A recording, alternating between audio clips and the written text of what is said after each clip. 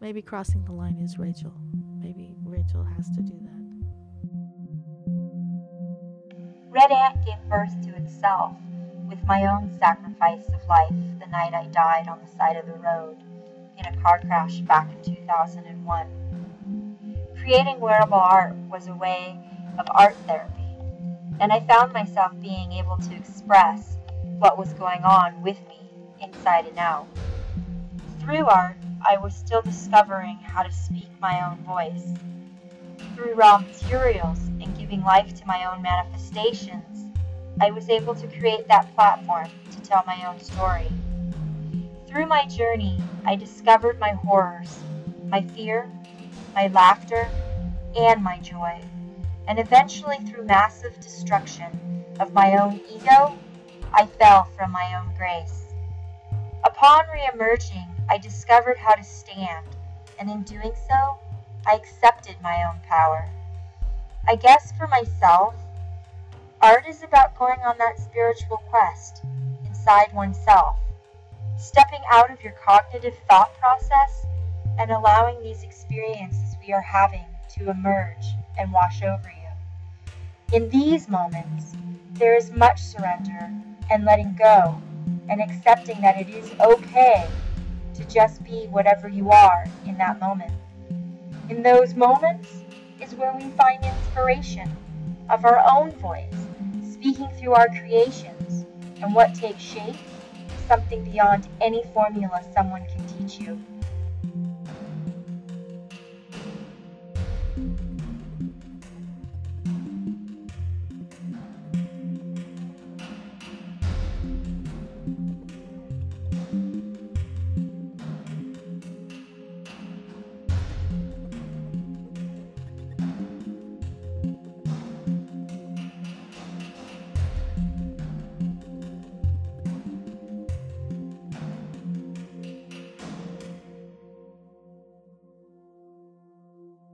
The RedAnt started off as me designing wearable art and costuming in my early 20s, and then later on the RedAnt became its own entity and became me.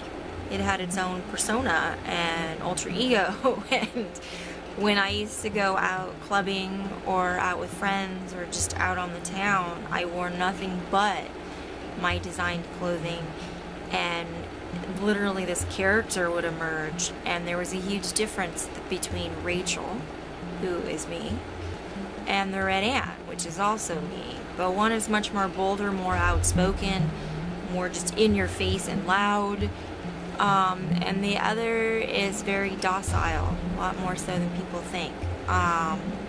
She's much shyer. She's much more inquisitive, but more in a quieter place. She's not so outspoken. She likes to hang out at home and read books, and look up research, and is fascinated with the mind and the body and the brain. So she's not just into fashion, and there's a duality there. I cannot share my story as it actually happened in truths that only reflect upon the analytical fact by fact of every occurrence. As I am a creature of emotion, and I do in fact feel, and reflect and project onto the world as it affects me personally, and in doing so invokes responses inside myself that I am still learning to navigate through in my lifetime. I can share my stories as they were for me, in my experiences, and from my perspective of how I moved through them and in them.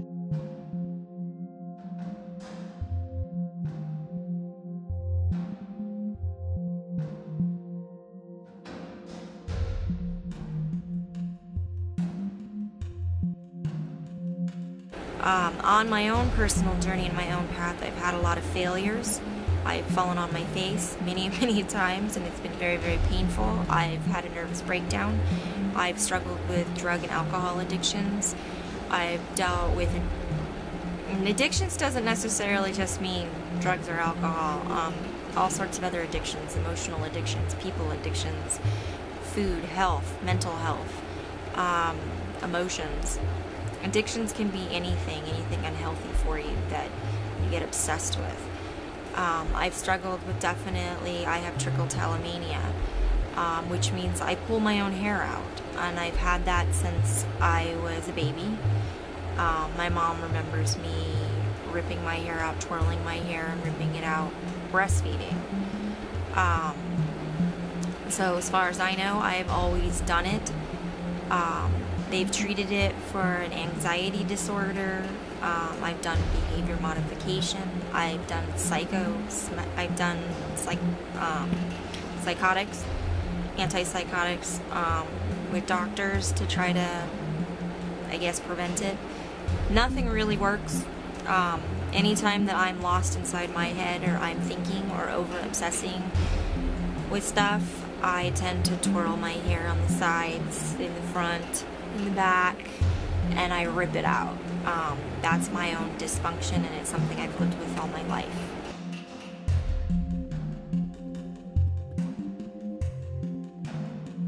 Not all come from this happy, balanced family. Not all are born with the understanding of the world around us, nor do all find security and serenity in our homes and communities. Some are hidden from the reality, and in the midst of chaos and darkness, remain dormant in the innocence of a child until the day they are awoken by a great crash from within. Some beauty steps out of the sadness, and in some places of the world, the greatest and most beautiful of creatures come from the darkest of places and rise into the light in order to stand. When she said she was having a fashion show at a club, I was a little surprised. I was like, how is that going to work? I don't understand. Because I've never seen anything like that before.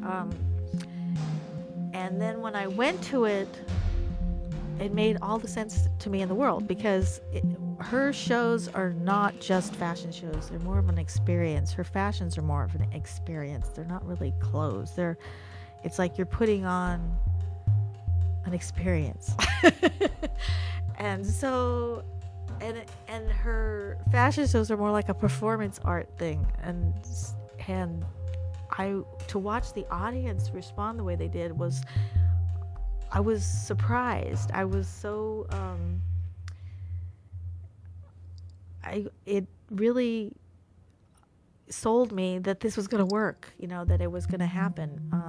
And then the second show even got better because they got it more together, and they were getting a little bit more seasoned with how to do this. And so, and that show, there was reoccurring people in the audience. There were people coming back to see it again. They wanted to see more. And I heard comments from people saying, wow, they look really good tonight, better than the last time, and all kinds of stuff. So I think she's got a whole nother edge on fashion that nobody ever thought of before. I don't even really know if it's fashion. I'm not really sure where it is in the whole scheme of things, because it's art, and it's drama, and it's clothing, but it's more than that. I'm fascinated on where this is going to go, because I'm not really sure. I'm just as curious as everybody where this is going and how it's going to end up, because I could see it doing a lot of different things. I think that's part of her passion for her art too, is looking for truth.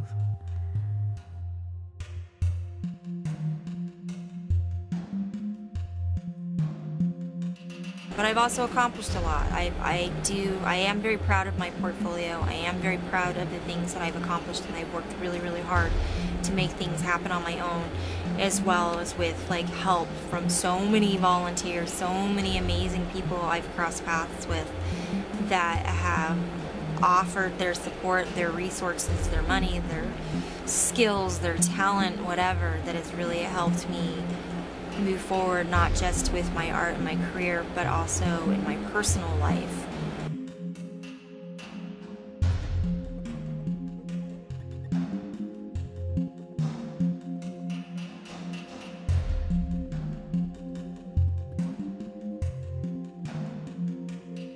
2001, my son, who was 6 years old at the time, was in a truck with me. I had just bought it, and we were going over a wide curve that went over a low bridge in Seligman, Arizona, off the I-40.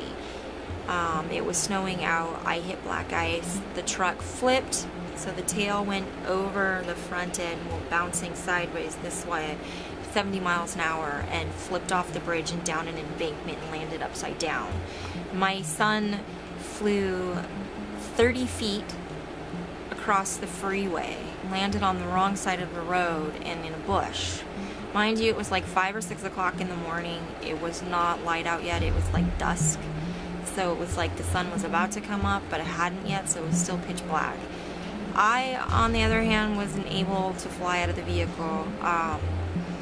6-year-olds are small, and no matter how you bolt them down to the vehicle, they slide right out of seatbelts. Bottom line, they do. He should have been in a booster seat, and but then again, you know, I'm really grateful that he was just in a normal seatbelt, because there was no room in that truck for my son and myself. Where his body would have been if he had been in a booster seat was where my torso was. It was a Chevy S10 pickup truck, and when trucks roll and get squished like that, the cab, basically like an accordion, just smashes down. My dad was a paramedic for 10 years, and when he drove out to the scene, said that he had never in his 10 years ever seen anyone walk away from a car crash like that. It just doesn't happen. Usually when that happens, the body is decapitated or crushed, and they die usually on impact. The fact that Donovan and I both did not die, the fact that we both lived, was a miracle in itself. The fact that Donovan only sustained very few injuries was a miracle in itself. I swear to God, it was like something from the heavens plucked that child out of my vehicle and plopped him on the side of the road. My little sister was the one that found him sitting upright in a bush, holding his wrist to his chest, and he had a broken wrist, and he had some, he basically had a contusion on his lung, so he had a bruise on his lung, and he had some abrasions on his chest where he had skid on the road, basically from his landing. Now, going that fast, it is a miracle that Donovan is alive and that he sustained very little injuries. He was a little boy. He was asleep when it happened. He woke up in the middle of the car rolling and bouncing. He remembers a lot more of it than I do, and he can actually share that with you. And he can articulate it really well. From what he says, the doors were slamming open and shut, and it was just bouncing everywhere, and he said that my body was just flying all over the cab, and he feels like I pushed him out of the vehicle, which is very possible because I was, like I said, where his body would have been. And he said the lights were like going up and down. So he does actually remember it. I don't remember anything. I hit the left temporal of my head on the side bar, where if this was your windshield right there, that bar that goes up where the door is. Now, thank God for me, what saved my life, honestly, was that Chevy S10 truck, and thank you, Chevy, for whatever you did for that model. Because the way that the truck rolled, the cab wasn't able to do an accordion scrunch.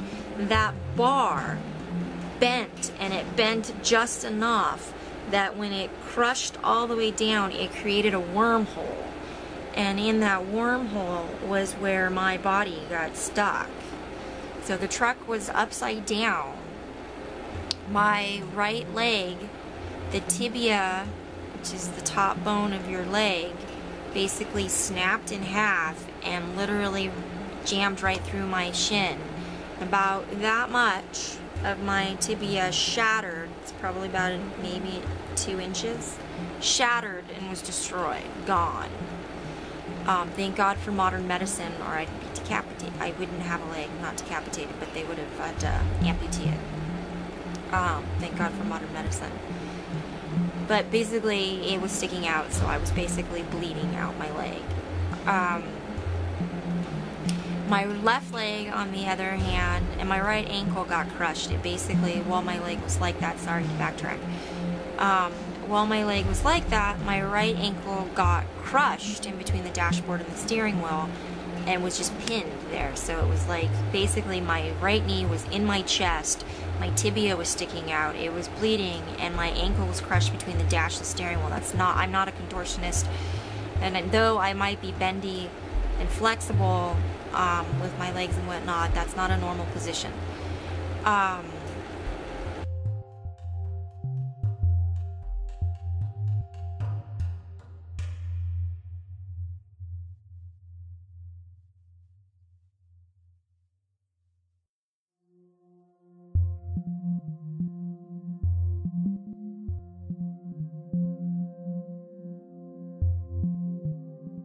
We took her home in a, we had to rent a Subaru or something like that. I can't remember what it was, an SUV, so she could lay down.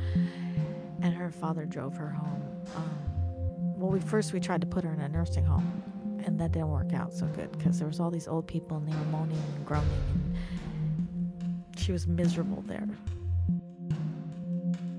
We took her to the emergency room and we tried to get her admitted to the hospital, but they wouldn't take her because of her insurance. It was a big mix-up. Anyway, she went home and she ended up being bedridden for at least, God, it must have been 6 months. Stayed in her own apartment, and actually her sister Sarah ended up staying with her and helping her. And then her father and I would come over and help out a little bit after work and stuff. But Sarah was her main. I don't know what she would have done without Sarah. Sarah was there for her 24 hours.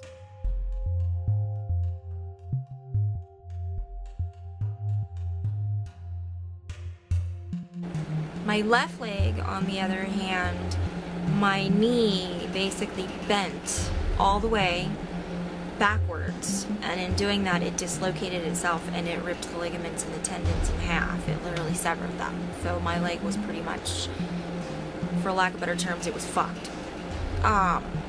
And so the impact was so intense it knocked my tennis shoes off. So the track was upside down. Both my legs basically from the knees down are just totally screwed. I was knocked out instantly because of the blow to the side of my head. And I'm amazed that the blow to the side of my head didn't crack my head open or kill me, but it didn't.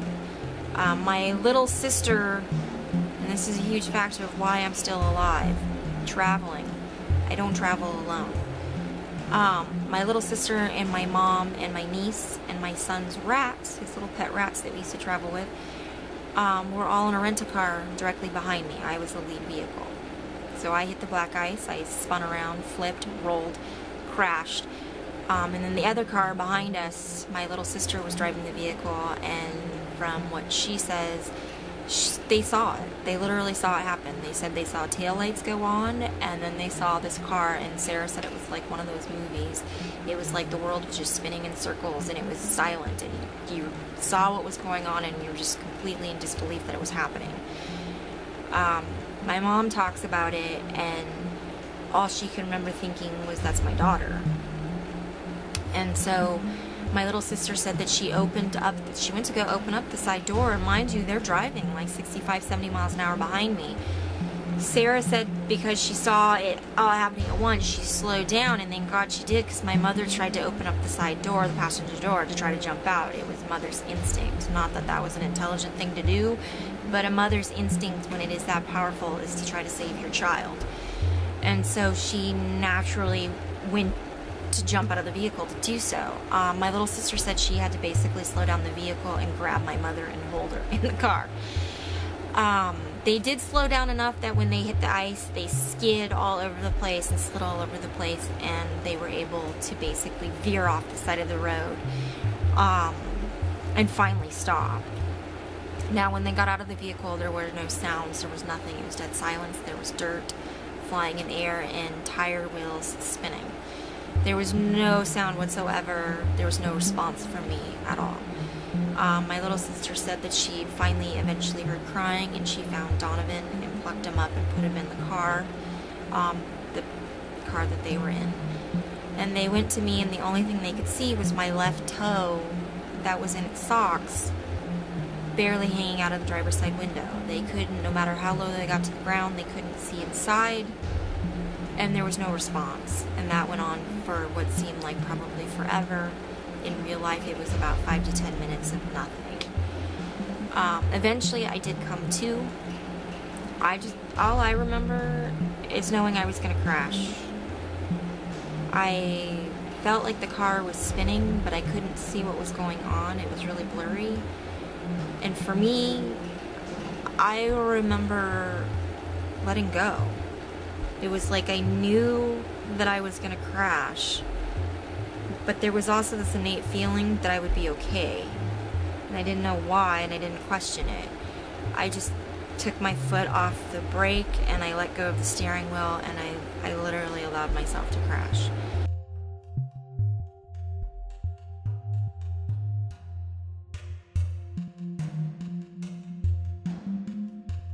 And it was really hard for Rachel because, I mean, anyone who's ever gone through major surgery and had this kind of a trauma and been on so many medications, especially pain medications, everything in your body is like traumatized, all your functions, everything. And so it's, I mean, just going to the bathroom is a major ordeal.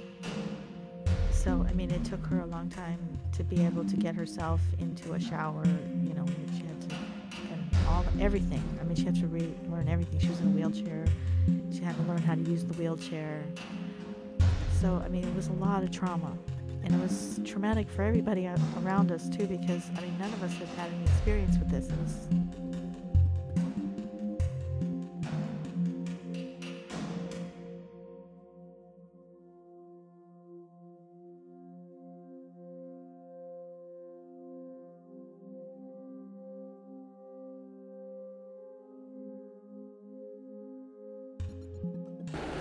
Once I was awake, they were trying to talk to me, trying to figure out what was going on. There was a little bit of time where my mom kept shaking the vehicle, trying to rip open the door, trying to get me out, and she couldn't. And the more they moved it, the more it hurt, the more I felt my legs, and the more frustrated I got.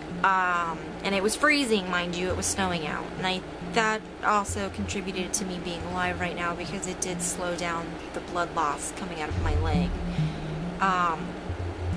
The car was on top of me, and I was pinned in that position for 2.5 hours.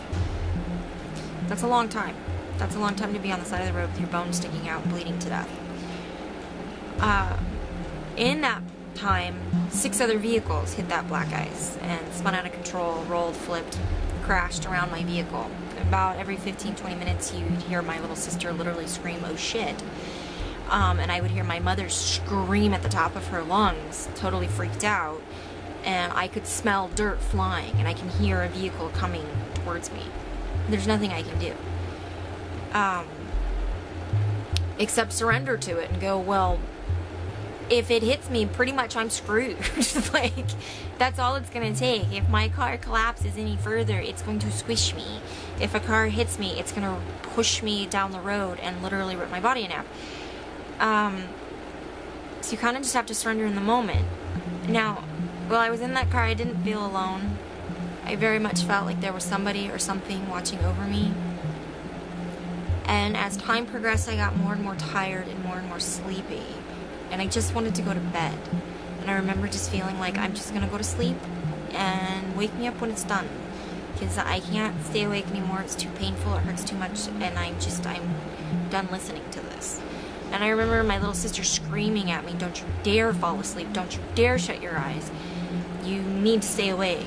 And I just remember being just so tired, and then tired of listening to my mother cry every time a car crashed.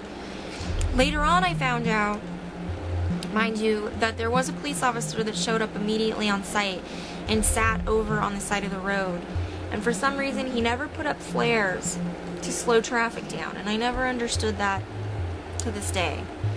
And I just remember my mom screaming at him and being so angry, like, "Why aren't you helping?"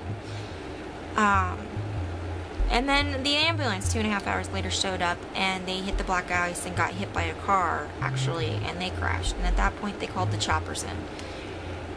Donovan started turning blue and wasn't feeling well, mind you. He had a broken wrist and a bruise on his lung, and after 2.5 hours in a 6-year-old little body in the cold, freaked out that he doesn't know what's going on with his mom, he was turning different colors and not feeling so well. So they called in a helicopter, they flew him out. But we backtracked. Before they flew Donovan, the fire department showed up after the ambulance got hit. So they showed up. Sorry, I have to backtrack because I forgot this whole part. The fire department shows up with their truck and they bring out the jaws of life and they cut off the door. So they cut off the door and they look inside, and I remember the fire, I can still see his face. I have no idea who this man is, but bless your heart, whoever you are. He kind of crawls all the way down, pokes his head into the wormhole, and he's just like, I can't get you out. You're stuck. Like, there's nothing I can do. I can't get you out. Can you move your body? And I say, yes, I can move my upper body. I can't feel my legs. They're broken, they're busted, they're bleeding. I can't feel them. I can't move them. But I can move from the waist up. My arms are still good.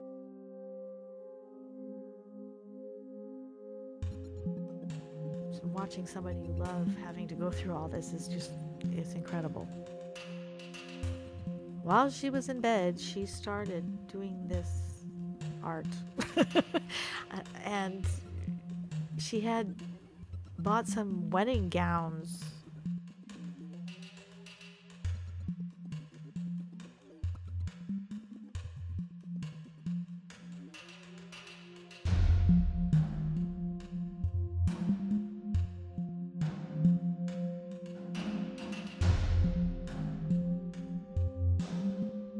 So the fireman basically asked me, well, I'm going to basically cut the seatbelt off so that your hip will drop to the ceiling, excuse me, of the truck, which is now the floor.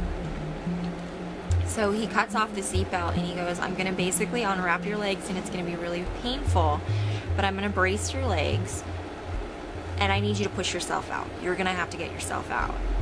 So mind you, after 2.5 hours of waiting, cars crashing, mom screaming, freaking out, I find that they can't even get me out. I have to get myself out. And at this point, I'm feeling my legs and I'm pissed.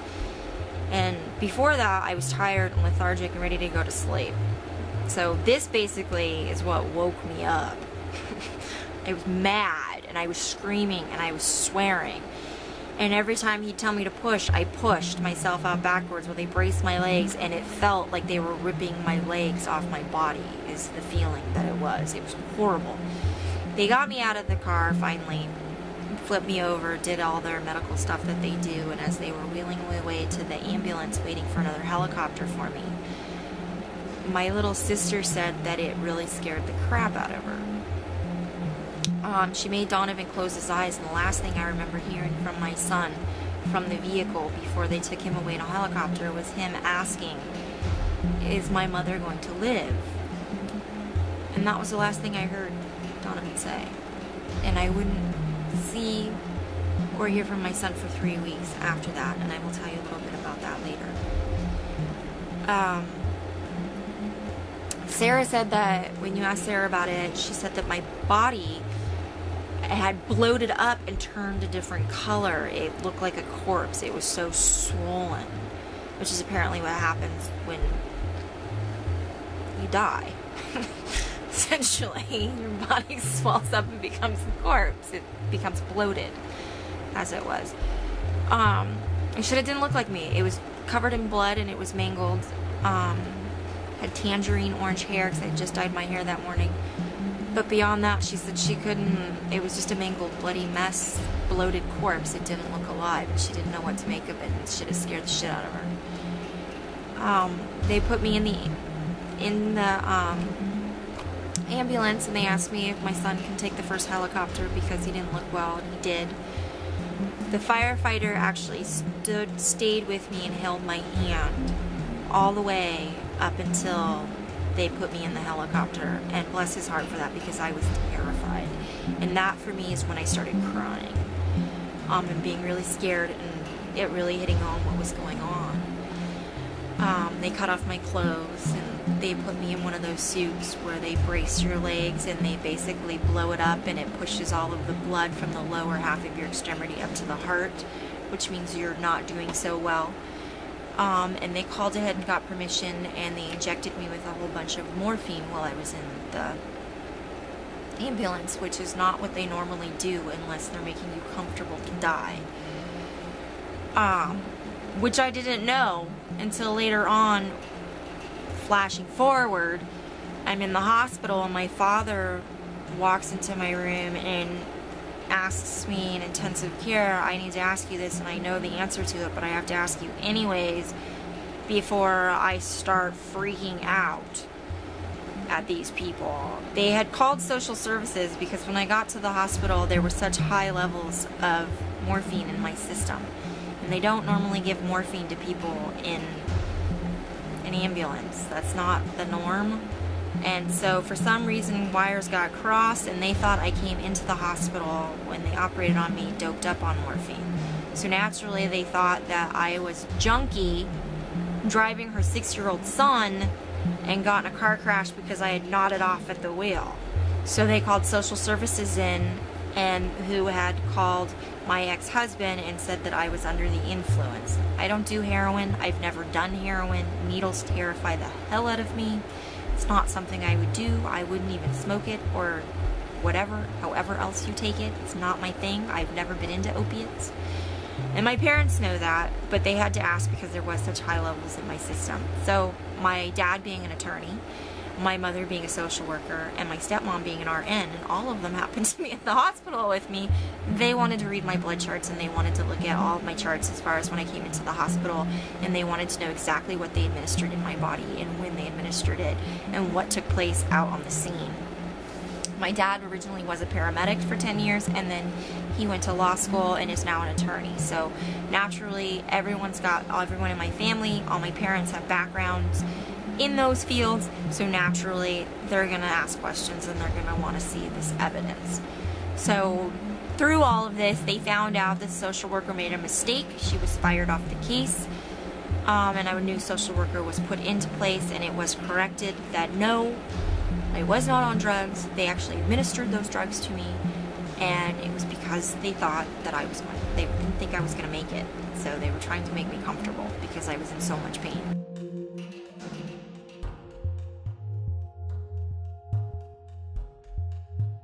You know, people come to her. She gets people to do things for her that I could never get people to do. So it attracts people. It makes people want to be with her, and then, you know, so that's good. Yeah, she's become my teacher in some ways. But I think your children become your teachers whether you want them to be or not. they show you stuff you don't want to necessarily look at, but then you learn from it.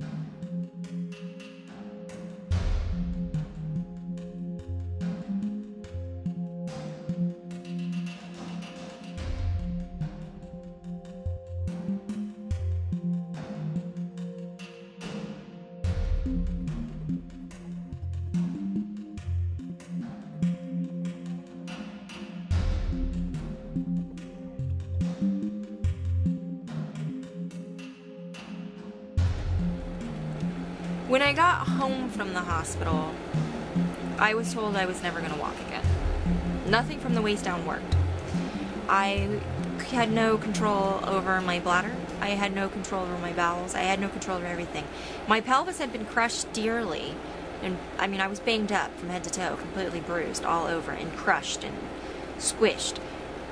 But the only thing that was broken, like physically broken and destroyed, was my legs from the knees down.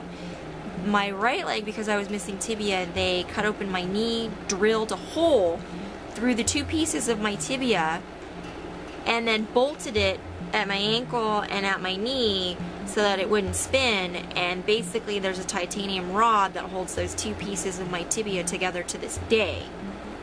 So they did that, so now I have a leg and I'm not an amputee.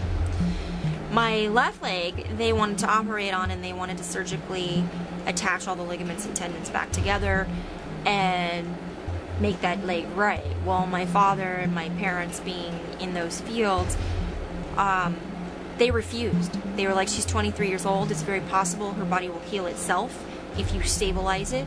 If you operate on it and you surgically put those back together, she will never bend her leg ever again. It'll stiffen it, and it'll be really messed up, and it'll take massive amounts of therapy to maybe possibly, but pretty much you're dealing with a bum knee. So they refused and put their foot down, and that was when my parents basically were like, we want her out of the hospital. Give her the blood transfusion. We're pulling her. We're taking her back to California. We're dealing with it on our own. We don't like you people. So my parents were pissed. So, and the reason they were pissed about that operation, mind you, is because they didn't want my insurance to cover the operation, which basically says it wasn't needed. It was something they wanted to do, and they wanted my parents to pay out of pocket. So, being of my age, and the body does have the ability to heal, my parents are very much into that kind of stuff. So they said, put a brace on it. We want you to relocate her leg. You put a brace on it. We're taking her home, and we're going to see what her body does first, and we'll go from there. So they did that. And they basically said, if you ever do stand up and walk again, you're going to be on a crutch or a cane, and you're not going to do it very well. So you need to be prepared for that. Pretty much you're wheelchair bound, but if you do walk, you're going to suck at it. And it's not going to be attractive. So we went home. I was on bed rest. I had to relearn. For some reason, I couldn't feel the bottoms of my feet. I couldn't wiggle my toes. I couldn't lift my legs. Like, nothing worked from the waist down. It was like, for some reason, nothing was connecting. My brain couldn't figure out what the hell was going on. My legs were broken. But why weren't nerves sending messages? Like, what's going on here? So I called old classmates from the school that I went to where I studied somatic therapies, and I had all sorts of different therapists come in and work on me. I had people that did energy work. I had people that did cranial sacral work combined with energy work. I had just straight massage. Did acupuncture, you name it, I did it when it comes to the healing arts to my legs. And eventually one day, my toes wiggled. And then from there, I had to learn how to control the wiggle of the toes. And then from there, bending my feet. And eventually, basically from feet up, like a toddler, I had to learn how to stand upright. And let me tell you, standing upright, it's not as easy as we make it look. It's really, really hard. And for a long time, I walked hunched over, and I looked really retarded. People used to make fun of me. Not people I didn't know, just family, because it was what we have a sick, twisted humor in the family. If you can't laugh about it, you're gonna cry. So it was kind of like, let's take the gimp out. I did spend 6 months in a wheelchair. I had to relearn how to potty train. My little sister Sarah moved in with me with her daughter, and eventually my son moved back home with me. And while I was doing my own types of therapy, I stopped going to physical therapy because they were really into forcing it, and I didn't feel my body was ready for that. It was too painful, and I didn't like what they were doing, and I was trying to be intuitive and listening to what my body was telling me. So I did, and it took me maybe a year and a half, 2 years before I actually walked normal again. And now to this day, I walk. The only time you can tell is when I'm really, really tired or feeling run down. I limp. Going up and down staircases, it's really obvious there's something wrong with me because I take them very slow, and going down stairs is really hard for me because I don't have a center of gravity, the center of balance in my body.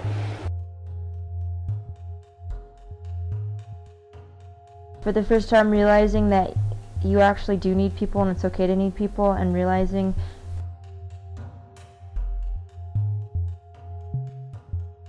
I don't really know. I guess everybody deals with death or mortality in their own way, and not very many people like dealing with it when they're faced with it that closely.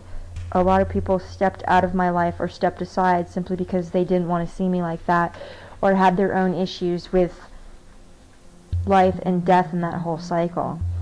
So, I mean, people used to call, and there were some good phone calls of good close friends that called on a regular basis, and that was basically, you know, that was a lot of help and helped keep things going. But then there was a lot of people who called and that really didn't know why they were angry or didn't know what they felt, and so they would call and say mean things just until I cried. And I think people just didn't know how to deal with it.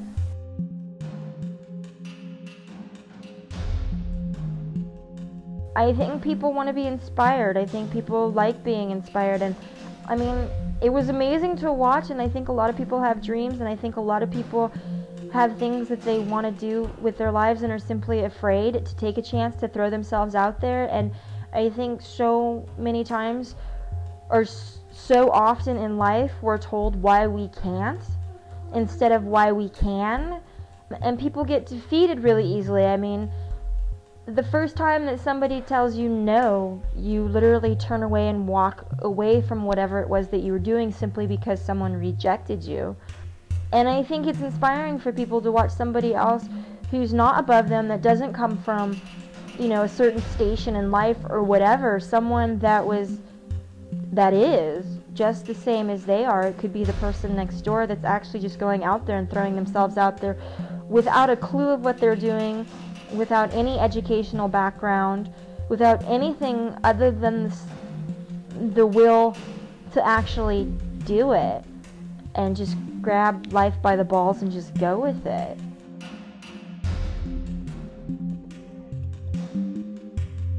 And there wasn't any fear behind it. It wasn't afraid of rejection. There wasn't any why I can't or any of that. It was just pretty much, this is what we're going to go do, and let's just go do it. And there wasn't really much thought behind it. It was just go.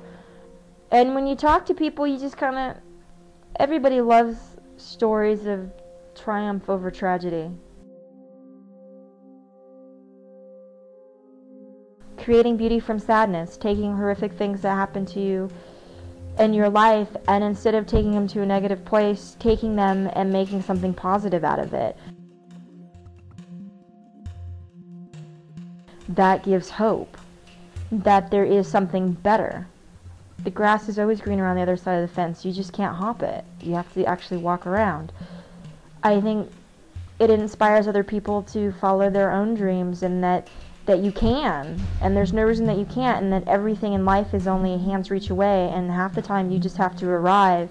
And when you do, and someone extends their hand out, you have to extend your hand out to accept what is being given. Most people don't actually speak what it is that they want to say. It's been go, go, go, go, go, go. And when you get into like that kind of autopilot, sometimes you have to step back and reflect. I guess take a breath and remember what it was that you were doing in the first place, because sometimes you kind of get lost in the chaos. And it gets really foggy and confusing, and sometimes you kind of have to step back and kind of take it all in and refigure out what you want to do and where you're going with this. Where was it that you were going originally, and kind of refocus on where you're going. Right now I'm spending as much time as possible with my son, still creating. She's a very strong person, and I am so proud of her. She has done so many incredible things.